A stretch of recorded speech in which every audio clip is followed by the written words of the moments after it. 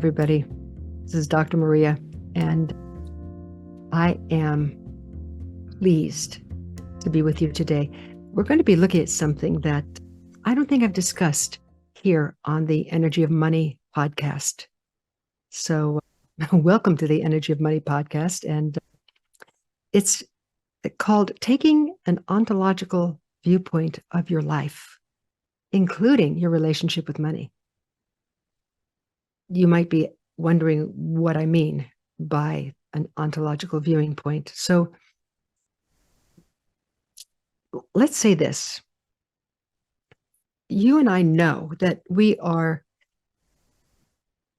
capable of a lot of thoughts and feelings and judgments and evaluations and attitudes, states of mind, points of view, bodily sensations. Yes?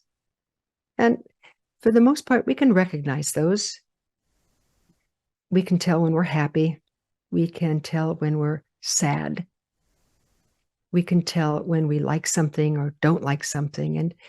And if you're like me, you know, I'm a psychologist. I was trained as a PhD psychologist from UCLA, I'm proud to say. But if you're like psychologists like me, we were trained to help people deal with their feelings, to heal from trauma, to be able to express what they need to express. And that is all wonderful. It's an important part of life to be able to look and see what's happening with you and to resolve things as best as you can. I want to offer you that there's a different way of looking at life. And in this particular way of looking at life, we learn how to think.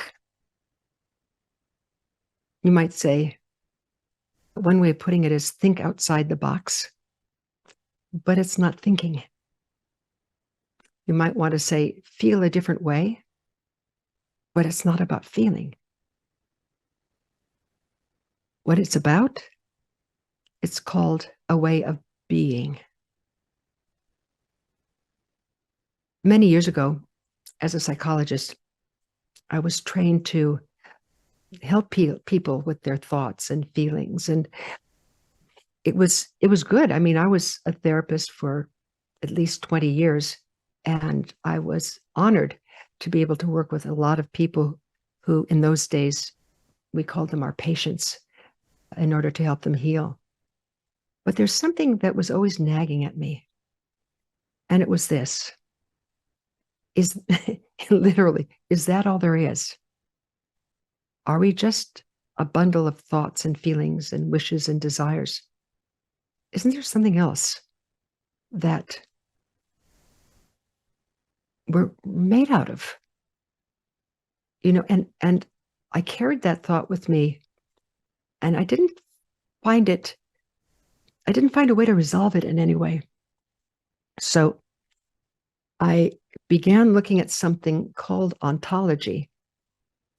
And I began to read the works of Heidegger, who was an existential philosopher who began talking about ontology, but it was so complicated the way he was talking about it. I think he was trying to have us have an ontological viewpoint, even as we were reading what he wrote. And it was really confusing. And yet he was pointing to something that seemed to me like a way out. One day I was talking with a minister friend of mine, a unity minister, and I said to him, you know, I hear about the word ontology. Could you tell me what it is? And he said, Maria, that's very simple. I kind of, yes. He said, sure. Onto means being. Logi means study of, being. He said, you know, there are 4 branches of metaphysics. The first branch is called psychology. which is the study of our thoughts and feelings and our psychological makeup. Then the second branch is ontology, which is the study of the nature of being. Then there is theology, the study of the various forms of knowing God. And then finally, there's cosmology, which is the study of the nature of creation and the universe. All of a sudden, a light bulb went off in my head. And I wanted to look for how we could create something called an ontological viewing point. Because the minister said, each one of these parts of metaphysics has its own rules of engagement. And when we're looking at ontology, we don't talk about our thoughts and feelings. What? He said, no, we talk about a way of being.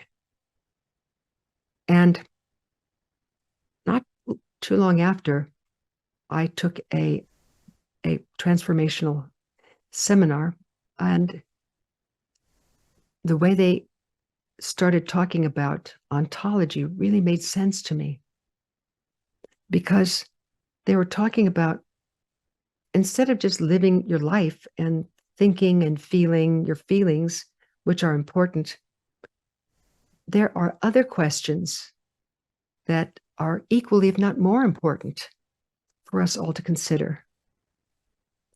And they were questions like, what's really important to me? What is the contribution I'm here to make with my life? And, I started thinking myself, well, what other kinds of questions could be along those lines? I had been working with so many people by then, and I decided that being a psychologist no longer interested me. It's not that I didn't like to help people with their thoughts and feelings and healing, because that's so important, but a different window opened for me. And I began to look at questions like, what am I here to do with my lifetime? If I had any regrets at the end of my life, what would they be? Is there a way that I can contribute to others instead of waiting to be contributed to myself? And you know what helped me with it? The prayer of St. Francis. Make me an instrument of thy peace. Where there is hatred, let me sow love. Where there is doubt, let me sow hope. And the whole prayer is an ontological prayer, because it talks about what I'm here to do. And that what I'm here to do really speaks to me, So I offer this to you because now for the past, 30 years, I've been seeing people now for 52 years. I joke with people, I say I was a child prodigy. But really, over those years, I've come to see for the past 30 years now that there are so many interesting questions that we can look at, which have the ability, now hear this one, have the ability to raise us above our usual thoughts and feelings and worries and doubts and fears. And what I mean by raising us above is that when I look at a question like, what am I here to contribute with my life? Do you see that it's not about my feelings?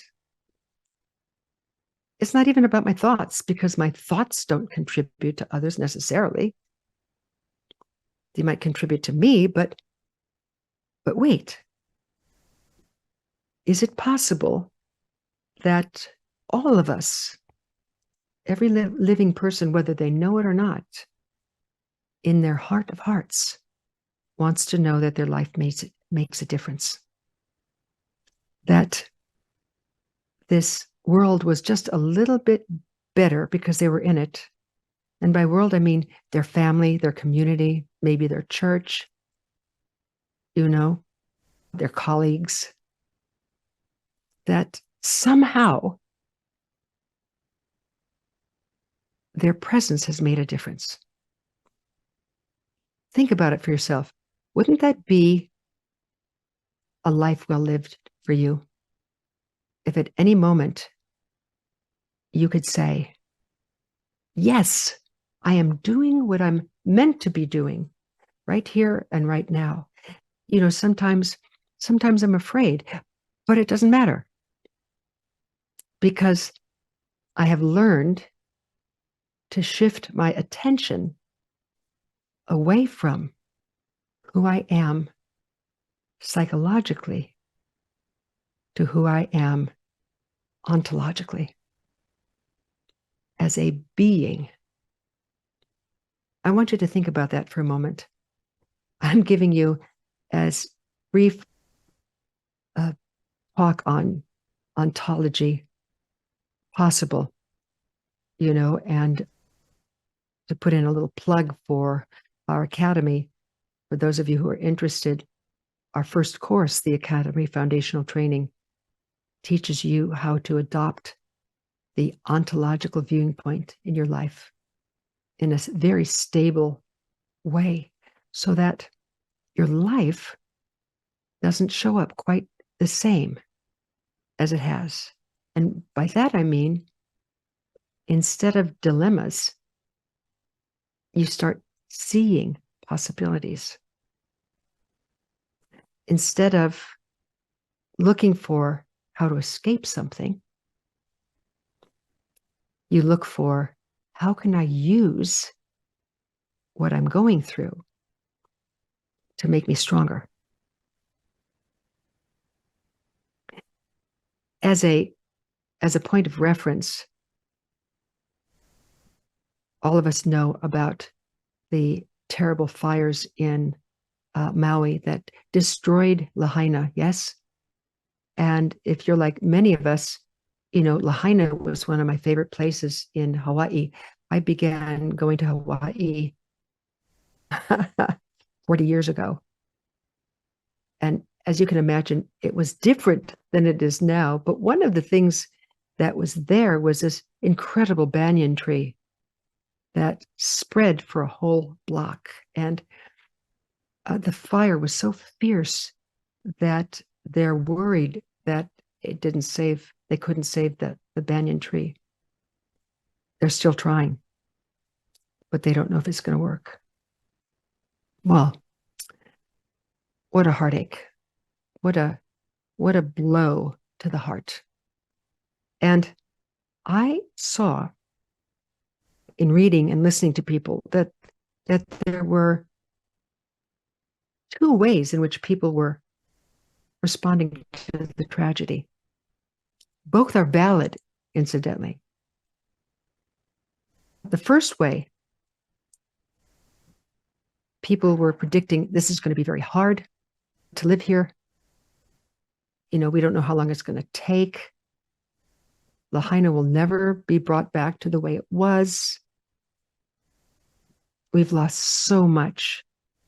Let's get out of here. Let's sell our land. And I heard one man say, being interviewed on NPR, we're going to move our family to Washington State. We have relatives there. We just got to get away. It's too much of a tragedy. There was another viewpoint. I heard some people saying, Lahaina is an idea that lives in our hearts. And as an idea, as a possibility, it has never left. Lahaina exists inside of us. And these are people who, I heard one man saying, I know this is almost more than I can bear. And at the same time, I know that everything is transitory in physical reality. You know, we have in our head, this is going to last forever. And when it doesn't, we just leave or, you know, we'll get away from it as soon as possible. But there's another viewpoint, which is, and he was saying this, Lahaina is still alive for me. We just have to bring it back into physical reality. And I think that my friends and I are going to learn a lot from this. We're going to discover a new strength that we have, a strength to create out of the rubble, a strength to bring about a Lahaina, not just as a possibility or an idea, but as a physical reality. No, it won't look the same, although we'll try as best we can to reproduce some of the storefronts, etc. But it will still be Lahaina, because Lahaina is not a place, he said. Lahaina lives in our hearts. I say the second viewing point, you know, both are courageous, both viewing points, because who can say how any of us would feel losing family members, losing homes. And yet the second way, which is the ontological viewing point, carries with it a possibility for renewal, for resilience, for creativity, for contribution. Renewal, resilience, creativity, contribution.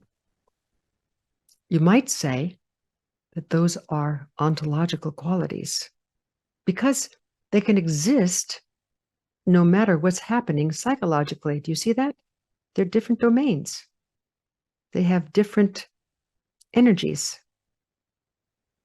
Now, this brief lecture on ontology was necessary.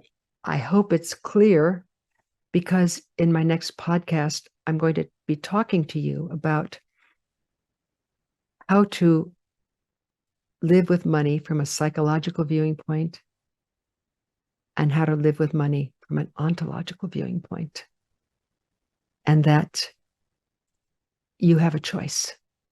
We have a choice. And the gateway to opening up that choice are 3 words. They are ontological words. I am willing. I am willing. You see, you can be willing to do something you're afraid to do. You can be willing to do something you don't want to do. Because being willing transcends your thoughts and feelings and judgments. You know, you can be afraid to get up and speak in front of people, make a presentation, and yet you can be willing. And there's one word that which you add, when you add it to I am willing, makes it as powerful as possible. And that word is nevertheless. Nevertheless, I am willing. A fellow by the name of Dag Hammarskjöld, who was the second Secretary General of the United Nations, Swedish, brilliant man, spiritual, wrote a book called Markings that I suggest that you read. It's translated from the Swedish, very not only philosophical, but you can feel it in your heart. His quote was, "For everything that has been, I say thank you." What? Thank you? Everything?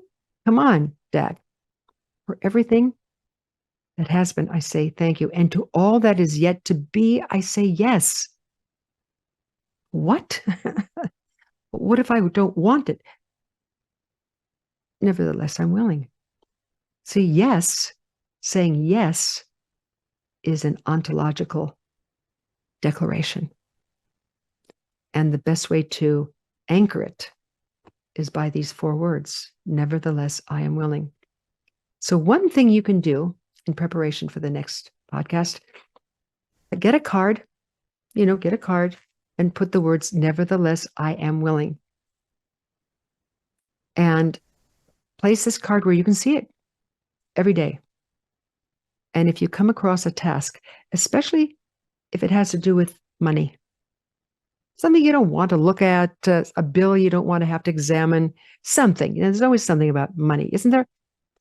Look at, nevertheless, I am willing. And you'll be calling upon who you are ontologically to come to the rescue. So I hope this was clear. And I so look forward to our next podcast because I'm going to make this even more real when it comes to our relationship with money. So until then, this is Dr. Maria saying, I just love that you're here. Thank you. See you then.